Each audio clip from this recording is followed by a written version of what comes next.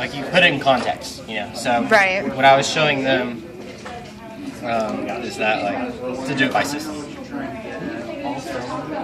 I'm just Oh my getting your gosh. voice. Okay. Anyway, so we'll start with the respiratory system. Pretty self-explanatory. You inhale air, it fills in the lungs, and then you exhale it. But before we get to the model, there's just some important like concepts to understand, in which they're trying to identify that it's easier to understand before we get into it. So we have this stuff called parietal pleura. Oops. Pleura. And visceral pleura.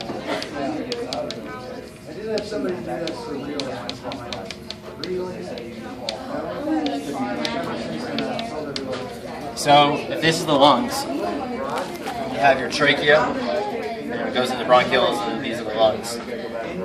We have this membrane that closes off everything, it seals it all really tight because we need an airtight vacuum. Your thorax is basically a vacuum. So we have this membrane, and it goes along the inside of the ribs, it goes along all the inside of the wall. It'll go along the trachea once it's in the thorax, and then it'll go around the lungs,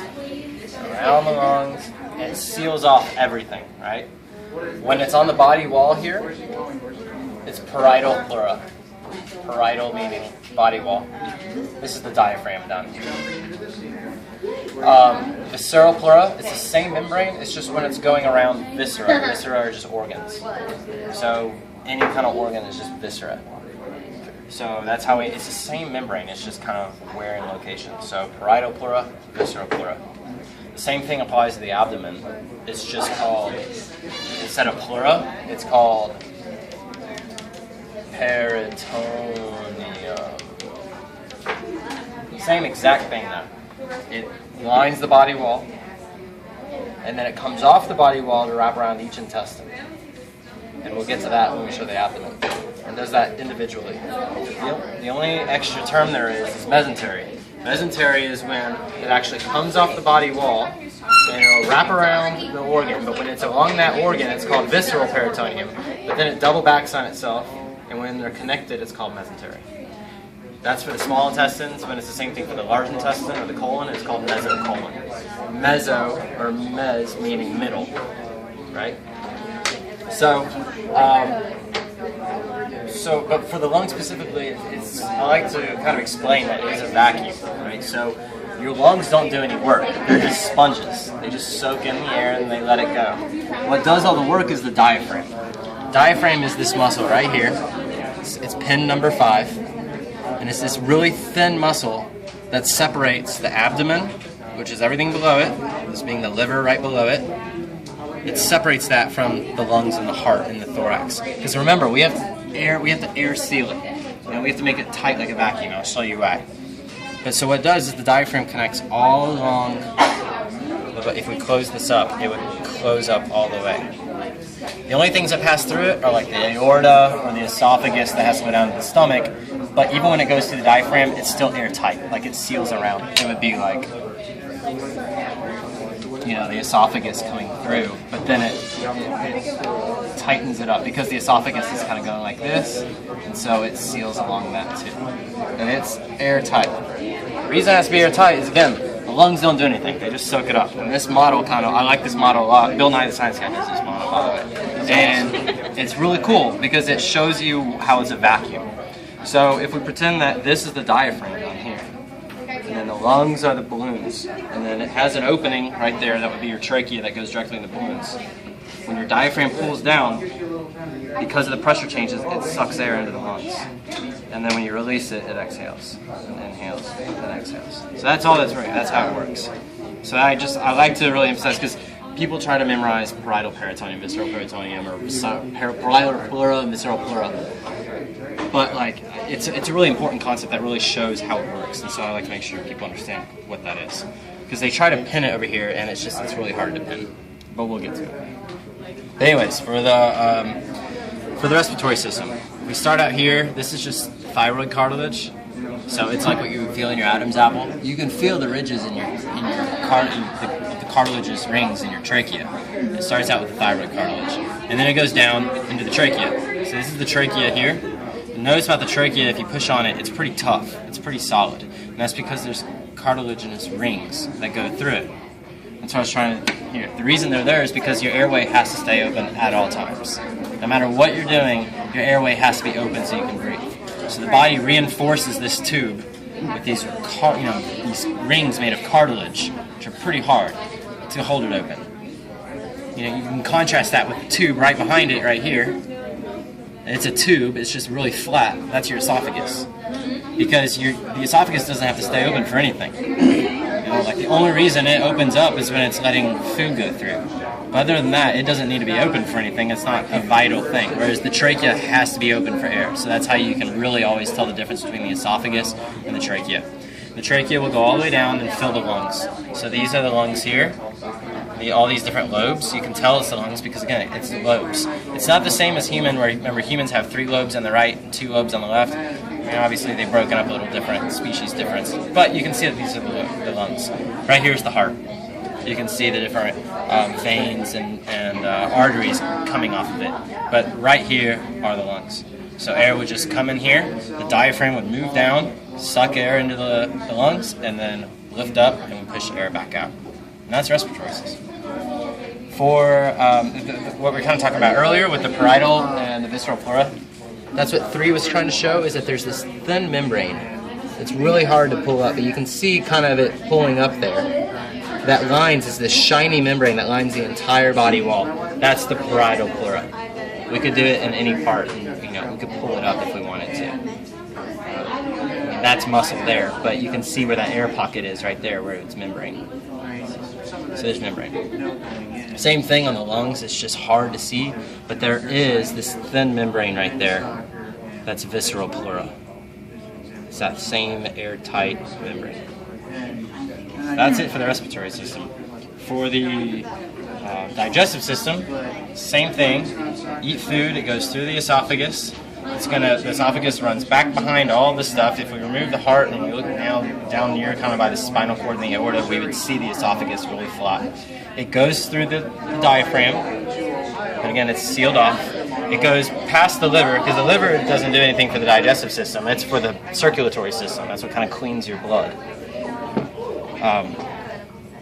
So anyways, it goes past that, and eventually it's going to go to the stomach here. The stomach has a little bit of fat on here, so it's not as clear as it could be, but it's this huge balloon-looking structure right there that my fingers are on. Number 9's right in the middle of.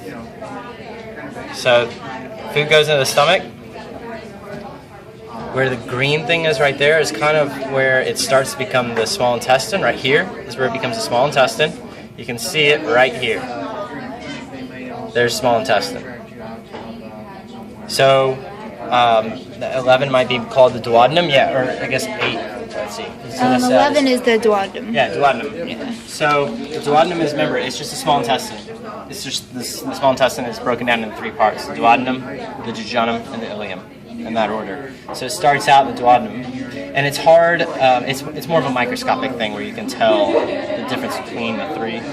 Duodenum has to do with things that you guys don't have to worry about, but it's different from the ileum and the jejunum, but the jejunum and the ileum are almost indifferentiable unless you really cut into it and dissected it and saw it. So it's all pretty much the same thing, just different functions.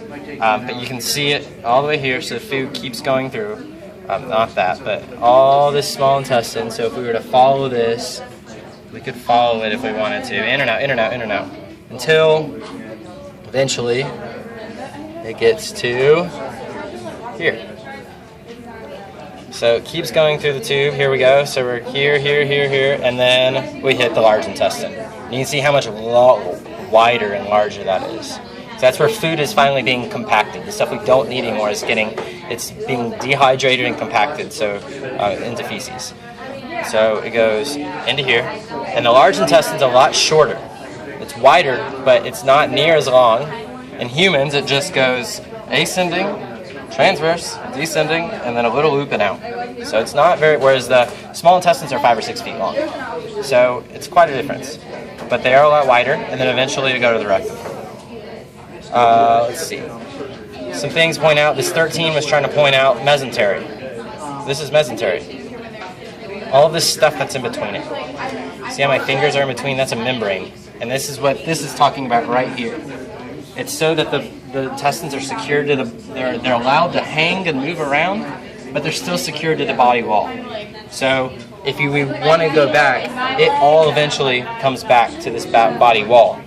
But as it's coming off the body wall, it kind of comes out, loops over the small intestine, and then double backs on itself, and that's where we're getting that membrane. So that's mesentery.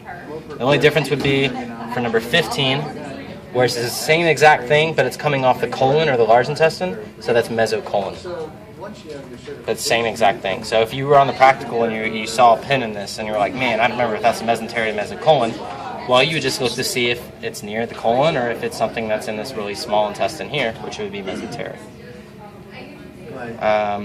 Number 16 is just trying to show you that parietal peritoneum. It's the same stuff. It's this stuff right here where it lines the body wall. Visceral peritoneum isn't listed because again it's like on the organ. You just can't see it. So we have the stomach. We already pointed out the liver here. The liver takes up all of this. It's a huge, solid, really dense organ. And in humans, it usually takes up just the right side, whereas the cat's taking up most of it. Spleen is over here. I mean, it's not listed on there. It's not pinned, but the spleen in humans is back here behind the stomach. Well, not behind the stomach, but towards the left back here. And it's kind of same thing back here. It's just that they have dissected it so far that it's just out. The only other thing that's kind of crazy on this, a lot of people don't know about, is the greater omentum. This is the greater omentum. It's this curtain of fat. And it hangs from the stomach. You see how it's all secured to the stomach there? And it literally covers the intestines. So if the intestines were like this, it just sits right over there like that. So when first thing you do is you open this up, you just come across this huge layer of fat. You can pull that back, and that's where you get to the intestines. That's just kind of it's in humans too, we have two. And there's a lesser one? Pardon? There's a greater. Yes, the lesser omentum. We cannot see it here. It might even be the part of that. It's almost the same thing, but much, much smaller. Yeah. It's in the lesser sac rather than the greater sac. That's why it's kind of got that name. Much smaller, and it hangs behind the stomach. Okay. So that's it. Does that make sense? Yeah.